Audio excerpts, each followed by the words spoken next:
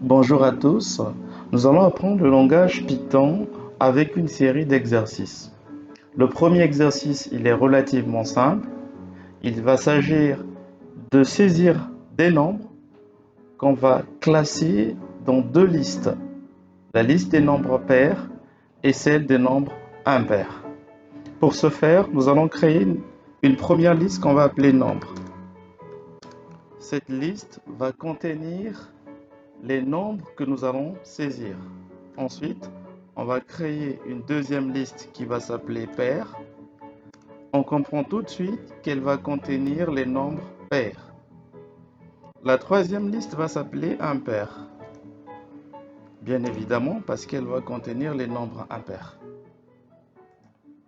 Maintenant que nous avons nos trois listes, on va chercher à créer une variable qui va contenir le nombre de chiffres que nous allons saisir. Cette variable va s'appeler n. N sera égal à input. On va mettre le texte entrer le nombre d'éléments.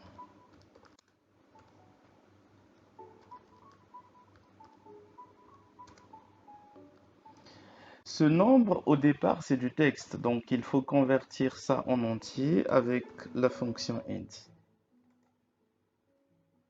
Maintenant que nous connaissons le nombre d'éléments que nous allons saisir, on doit maintenant saisir élément par élément.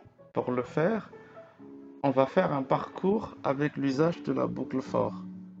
For i in range, ça va commencer à 1 jusqu'à n. Mais comme Python ne prend pas la borne supérieure, on doit s'arrêter à n plus 1. Les éléments saisis seront stockés dans une variable qu'on va appeler b. B sera donc égal à input. On va mettre un texte, entrer l'élément.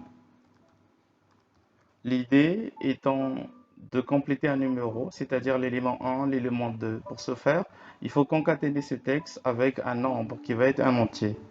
Donc on mettra virgule, on ajoute le nombre qui est i, ensuite on va ajouter deux points.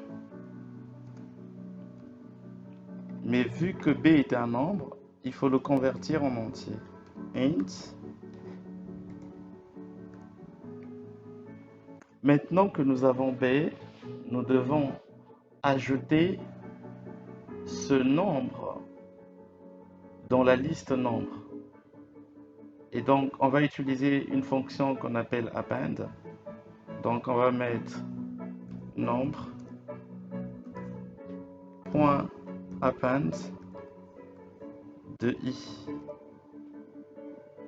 Donc, tous les nombres saisis ont été ajoutés à la liste nombre.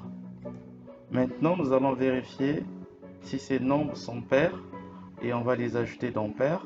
Et ceux qui seront impairs seront ajoutés à la liste des nombres impairs.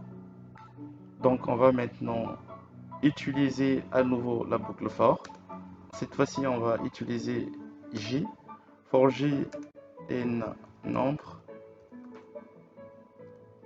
On va vérifier si j est pair. Donc, on va dire if j pourcentage de égale à 0. Qu'est-ce que ça signifie? Si le reste de la division de j par 2 donne 0, ça veut dire que j est pair. À ce moment, on va ajouter j dans la liste pair. Donc, on va mettre pair point append de j. Mais dans le cas contraire, on va l'ajouter dans la liste impair. Else, deux points. On va impair, on va avoir impair.append de j. Ok. Alors à ce niveau, nous avons commis une erreur en mettant i parce que dans la liste nombre, on doit avoir tous les nombres saisis et les nombres saisis sont au niveau de b ici. Donc plutôt que de mettre i, on va mettre b. Maintenant, on va afficher les résultats. Donc, on va mettre print, liste des nombres pairs,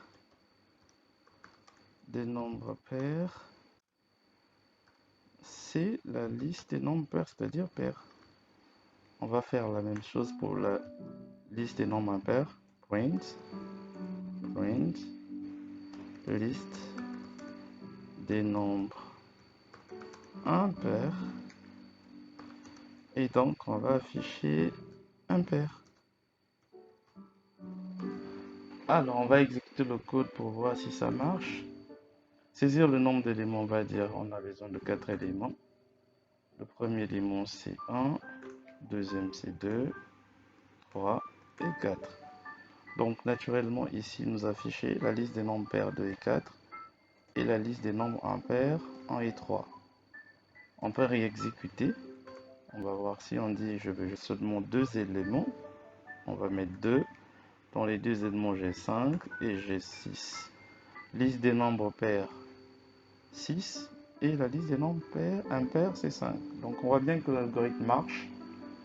Nous avons fini avec ce premier exercice. Nous allons revenir avec un deuxième exercice. Merci d'avoir suivi cette vidéo.